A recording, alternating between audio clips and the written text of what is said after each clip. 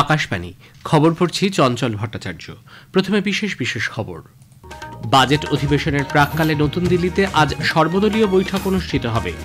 উত্তরপ্রদেশের মুখ্য সচিব ও পুলিশের মহানির্দেশক আজ মহাকুম্ভের যে জায়গায় গতকাল দুর্ঘটনা ঘটেছে সেখানে যাবেন। কেন্দ্র ৩৪,০০০ কোটি টাকারও বেশি ব্যয়ে গুরুত্বপূর্ণ খনিজ পদার্থ বিষয়ক জাতীয় মিশন অনুমোদন করেছে। কেন্দ্রীয় স্বরাষ্ট্রমন্ত্রীর পৌরোহিত্যে বিভিন্ন রাজ্যে বিপর্যয় ব্যবস্থাপনার জন্য একটি উচ্চ পর্যায়ের কমিটি ৩,০২৭ কোটি ৮৬ লক্ষ টাকা মঞ্জুর করেছে। দক্ষিণ আফ্রিকার রাষ্ট্রপতি গণপ্রজাতন্ত্রী কঙ্গোর পূর্ব প্রান্তের সংঘর্ষ বন্ধের জন্য কূটনৈতিক তৎপরতা বৃদ্ধির আহ্বান জানিয়েছেন।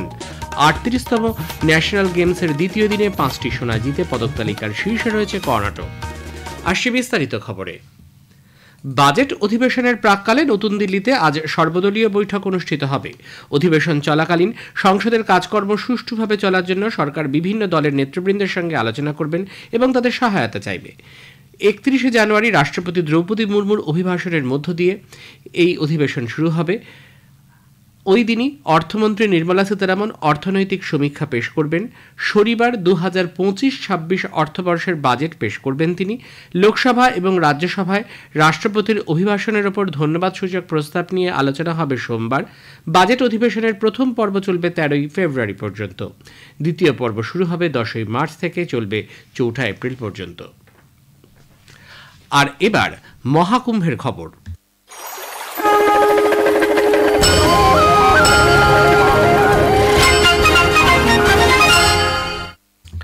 মহাকুম্ভ চলাকালীন উত্তরপ্রদেশের প্রয়াগরাজের সঙ্গম ঘাটে গতকাল যে স্থানে দুর্ঘটনা ঘটেছে, আজ রাজ্যের মুখ্য সচিব ও পুলিশের মহানির্দেশক সেই জায়গায় যাবেন। তারা নিরাপত্তা ব্যবস্থাপনার পর্যালোচনাও করবেন। মুখ্যমন্ত্রী যোগী আদিত্যনাথ এ বিষয়ে বিস্তারিত তথ্য সম্বলিত একটি প্রতিবেদন জমা দিতে বলেছেন। আগেই জানানো হয়েছে, সঙ্গম ঘাটের আখড়া রুটে পদপিষ্ট হয়ে ৩০ জন প্রাণ হারিয়েছেন। এই ঘটনায় আহত ৬০। আহতদের স্থানীয় মেডিকেল কলেজ হাসপাতালে চিকিৎসা চলছে। মুখ্যমন্ত্রীর বিচার বিভাগীয় তদন্তের নির্দেশ দেওয়ার পর ৩ সদস্যের একটি কমিশন গঠন করা হয়।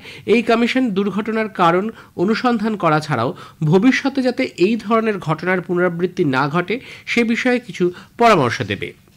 রাষ্ট্রপতি দ্রৌপদী মুর্মু প্রয়াগরাজে মহাকুম্ভে দুর্ঘটনায় গভীর দুঃখ প্রকাশ করেছেন। সমাজ মাধ্যমে এক বার্তায় তিনি হতাহতদের পরিবারের প্রতি শোক এবং সমবেদনা জানিয়েছেন। আহতদের দ্রুত আরোগ্য কামনা করেছেন তিনি। শোক প্রকাশ করে বার্তা দিয়েছেন উপরাষ্ট্রপতি জগদীপ ধনখড়। প্রধানমন্ত্রী নরেন্দ্র মোদী প্রয়াগরাজে মহাকুম্ভে দুর্ঘটনায় গভীর শোক প্রকাশ করেছেন। সমাজ মাধ্যমে এক বার্তায় শ্রী মোদী এই দুর্ঘটনায় হতাহতদের পরিবারের প্রতি সমবেদনা জানান। তিনি আহতদের দ্রুত আরোগ্য কামনা করেছেন। এদিকে উত্তরপ্রদেশের মুখ্যমন্ত্রী নিহতদের পরিবার পিছু ২৫ লক্ষ টাকা করে আর্থিক সাহায্যের কথা ঘোষণা করেছেন। মহাকুম্ভে আগত পুণ্যার্থীদের তাড়াহুড়ো না করে নিকটতম গঙ্গার ঘাটে স্নান করার জন্য আবেদন জানিয়েছেন তিনি।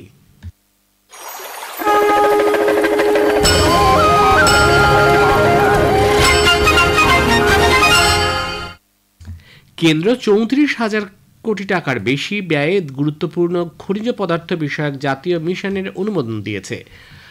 পরিবেশ বান্ধব প্রযুক্তির প্রসারে প্রয়োজনীয় গুরুত্বপূর্ণ খনিজ সম্পদ যোগানে সুস্থায়ী ব্যবস্থাপনা গড়ে তুলতেই এই উদ্যোগ। মন্ত্রিসভার বৈঠকের পর গতকাল তথ্য সম্প্রচার মন্ত্রী অশ্বিনী বৈষ্ণব নতুন দিল্লিতে সাংবাদিকদের জানান, জ্বালানি রূপান্তর, কৃষি, প্রতিরক্ষা, বৈদ্যুতিন, টেলিযোগাযোগ, পরিবহন, মহাকাশ, পারমাণবিক ক্ষেত্রের গুরুত্বপূর্ণ খনিজ প্রযুক্তির বিশেষ ভূমিকা রয়েছে। এদিকে সরকার আখ থেকে ইথানল তৈরির দামও নির্দিষ্ট করেছে। মন্ত্রী জানান, ইথানল মিশ্রণ দেশের অর্থনীতির জন্য সহায়ক হয়েছে। हम सब जानते हैं कि एथेनॉल के उपयोग से देश में इकोनॉमी में बहुत बड़ा एक बेनिफिट हुआ है। किसानों के लिए भी फायदे में है, फॉरेन एक्सचेंज भी बचता है और एनवायरनमेंट को भी लाभ होता है। किसानों को केवल पिछले ही जो एथेनॉल सप्लाई ईयर यानी अक्टूबर तक सप्लाई होती है एथेनॉल की, उस ESY में 40,000 करोड़ रुपए का पिछले साल बेनिफिट हुआ है। প্রধানমন্ত্রী নরেন্দ্র মোদী ইসরোর ঐতিহাসিক ১০০তম সফল উৎক্ষেপণে অভিনন্দন জানিয়েছেন। সমাজ মাধ্যমে এক বার্তায় তিনি বলেন, দেশের বিজ্ঞানী এবং প্রযুক্তিবিদদের দায়বদ্ধতার ফলেই এই অসাধারণ মাইলফলক স্পর্শ করা গেল। বেসরকারি ক্ষেত্রের সহযোগিতায় দেশের মহাকাশ যাত্রা এক অনন্য উচ্চতায় পৌঁছাবে বলে তিনি আশা প্রকাশ করেন। আগেই জানানো হয়েছে, ইতিহাস সৃষ্টি করে ভারতের মহাকাশ গবেষণা সংস্থা ইসরো গতকাল সফলভাবে ১০০তম কৃত্রিম উপগ্রহের উৎক্ষেপণ করেছে। সকাল 6:23 অন্ধ্রপ্রদেশের শ্রীহরিকোটার সতীশ ধাওয়ান উৎক্ষেপণ কেন্দ্র থেকে মহাকাশে পাড়ি দিয়েছে Jio synchronise satellite launch vehicles GSLV F-15। ISRO chairman V Narayanan জানিয়েছেন, দ্বিতীয় প্রজন্মের এই নেভিগেশন উপগ্রহ NVS-02K GSLV F-15 রকেট কক্ষপথে সফলভাবে স্থাপন করেছে। দিল্লি বিধানসভা নির্বাচনের দিন যত এগিয়ে আসছে, জাতীয় রাজধানী অঞ্চলে বিজেপি, আম আদমি পার্টি এবং কংগ্রেসের দলীয় প্রচার তুঙ্গে উঠেছে। বিজেপির প্রবীণ নেতা প্রধানমন্ত্রী নরেন্দ্র মোদী গতকাল গোন্দার কর্তারনগরে এক নির্বাচনী জনসভায় বলেন, যমুনা নদী দিয়ে আপ মিথ্যা প্রচার চালাচ্ছে এবং দিল্লিবাসীকে ভুয়ো প্রতিশ্রুতি দিচ্ছে। উত্তরাখণ্ডের মুখ্যমন্ত্রী পুষ্কর সিং ধামিও বদরপুর অঞ্চলের দলীয় প্রার্থীর হয়ে গতকাল প্রচার করেন। এদিকে কংগ্রেস দিল্লি বিধানসভা নির্বাচনের জন্য তাদের দলীয় ইস্তাহার প্রকাশ করেছে। দলের প্রবীণ নেতা জয়রাম রমেশ, পবন খেরা, দেবেন্দ্র যাদব এই অনুষ্ঠানে যোগ দেন। জয়রাম রমেশ দিল্লিবাসীর জন্য 5টি গ্যারান্টির কথা ঘোষণা করেছেন।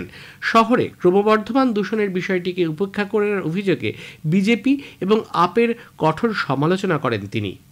অন্যদিকে আম আদমি পার্টির জাতীয় আহ্বায়ক অরবিন্দ কেজরিওয়াল বাদলি এবং তিমারপুর এলাকায় গতকাল জনসভা করেন। তিনি বলেন, বিজেপি শাসিত রাজ্যে বিদ্যুৎ সরবরাহের হাল অত্যন্ত খারাপ। এ খবর প্রচারিত হচ্ছে আকাশবাণী থেকে। আমাদের সংবাদ শোনা যাবে ইউটিউব চ্যানেল আকাশবাণী সংবাদ বাংলা, ফেসবুক ও ইনস্টাগ্রাম আকাশবাণী সংবাদ কলকাতা এবং এক্স হ্যান্ডেল AIR নিউজ কলকাতাতে। কেন্দ্রীয় স্বরাষ্ট্রমন্ত্রী অমিত শাহর পৌরোহিত্যে বিভিন্ন রাজ্যে বিপর্যয় ব্যবস্থাপনার জন্য একটি উচ্চ পর্যায়ের কমিটি 3,087 লক্ষ টাকা মঞ্জুর করেছে। বজ্রপাতের ফলে উদ্ভূত বিপর্যয়ের মোকাবিলা করতে এই কমিটি পশ্চিমবঙ্গ, মেঘালয়, ঝাড়খণ্ড, ওড়িশা, বিহার সহ 10টি রাজ্যে 186,78 লক্ষ টাকা দেওয়ার সিদ্ধান্ত নিয়েছে। খরাপ্রবণ 12টি রাজ্যে 2,022,16 লক্ষ টাকার আর্থিক সহায়তার প্রস্তাবে অনুমোদন দেওয়া হয়েছে। এর মধ্যে কেন্দ্রীয় সরকার দেবে 1200 কোটি টাকা। শহীদ দিবস উপলক্ষে আজ নতুন দিল্লির রাজঘাটে জাতীয় গান্ধী মিউজিয়ামে মহাত্মা গান্ধীর জীবনের উপর একটি বিশেষ প্রদর্শনীর উদ্বোধন করা হবে। এর নাম journey of the Mahatma through his own documents. প্রদর্শনীতে বেশ কিছু দুর্লভ ছবি, সরকারি নথিপত্র, অডিও রেকর্ডিং, ভিডিও ক্লিপিংস এবং মহাত্মা গান্ধীর ব্যক্তিগত চিঠি রাখা হবে। দক্ষিণ আফ্রিকার রাষ্ট্রপতি সিরিল রামাফোসা গণপ্রজাতন্ত্রী কঙ্গোর পূর্ব প্রান্তের সংঘর্ষ বন্ধের জন্য কূটনৈতিক তৎপরতা বৃদ্ধির আহ্বান জানিয়েছেন। ওই অঞ্চলে দক্ষিণ আফ্রিকার 13 জন শান্তিরক্ষী বাহিনীর সদস্য প্রাণ হারিয়েছেন। গত সপ্তাহ থেকে কঙ্গোর সশস্ত্র বাহিনীর সঙ্গে M23 বিপ্লবী গোষ্ঠীর সংঘর্ষ ক্রমশ বৃদ্ধি পাচ্ছে। দক্ষিণ আফ্রিকার রাষ্ট্রপতি অবশ্য সংশ্লিষ্ট অঞ্চলে শান্তি ফিরিয়ে আনার জন্য তাঁর সরকারের অঙ্গীকারের কথা পুনর্ব্যক্ত করেছেন। মার্কিন যুক্তরাষ্ট্রের ডেমোক্র্যাট সাংসদ রো খান্না জানিয়েছেন, কংগ্রেসে ভারত বিষয়ক ককাস গোষ্ঠীকে তিনি ছাড়াও রিপাবলিকান সাংসদ রিচ ম্যাককর্মিক নেতৃত্ব দেবেন। শ্রী ম্যাককর্মিক মাইক ওয়ালস এর স্থলাভিষিক্ত হলেন। শ্রী ওয়ালসের ডোনাল্ড ট্রাম্প প্রশাসনের জাতীয় নিরাপত্তা উপদেষ্টার দায়িত্ব পালন করবেন। এই ককাস গোষ্ঠীতে অ্যান্ডি ব্যাড, মার্ক ভিসে এবং ব্র্যাড শেরম্যান রয়েছেন। ভারত ও মার্কিন যুক্তরাষ্ট্রের মধ্যে সম্পর্ককে আরও শক্তিশালী করাই এই গোষ্ঠীর মূল দায়িত্ব। দক্ষিণ সুদানের ইউনিটি স্টেটে একটি ছোট বিমানে করে তৈল খনির শ্রমিকরা যাওয়ার পথে সেটি ভেঙে পড়ে 20 জন মারা গেছেন। এক আধিকারিক জানিয়েছেন, রাজধানী জুবাই যাওয়ার পথে ইউনিটি অয়েল ফিল্ড বিমানবন্দরে বিমানটি ভেঙে পড়ে।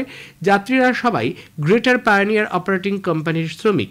এটি চীনা ন্যাশনাল পেট্রোলিয়াম কর্পোরেশন এবং সুদান সরকারের নাইল পেট্রোলিয়াম কর্পোরেশনের যৌথ মালিকানাধীন। 38তম ন্যাশনাল গেমসের দ্বিতীয় দিনে কর্ণাটক 5টি সোনা জিতে দুর্দান্ত শুরু করেছে। ডক্টর শ্যামাপ্রসাদ মুখার্জি সুইমিং কমপ্লেক্সে মহিলাদের 200 মিটার ফ্রিস্টাইল ইভেন্টে ধীনিধি দেশিঙ্গু মাত্র 2 মিনিট 3.24 সেকেন্ডে রেকর্ড ভেঙে সোনা জেতেন। উশুতে 4টের মধ্যে 3টি সোনা জিতেছে মণিপুর। পদক তালিকায় কর্ণাটক 5টি সোনা, 2টি রূপো জিতে শীর্ষে রয়েছে, এরপরই মণিপুর। শেষে বিশেষ খবর আরও একবার। বাজেট অধিবেশনের প্রাক্কালে নতুন দিল্লিতে আজ সর্বদলীয় বৈঠক অনুষ্ঠিত হবে। উত্তরপ্রদেশের মুখ্য সচিব ও পুলিশের মহানির্দেশক আজ মহাকুম্ভের যে জায়গায় গতকাল দুর্ঘটনা ঘটেছে সেখানে যাবেন। কেন্দ্র 34,000 কোটি টাকারও বেশি ব্যয়ে গুরুত্বপূর্ণ খনিজ পদার্থ বিষয়ক জাতীয় মিশনের অনুমোদন করেছে। খবর শেষ হলো। এরপর খবর শুনবেন 7:25 মিনিটে।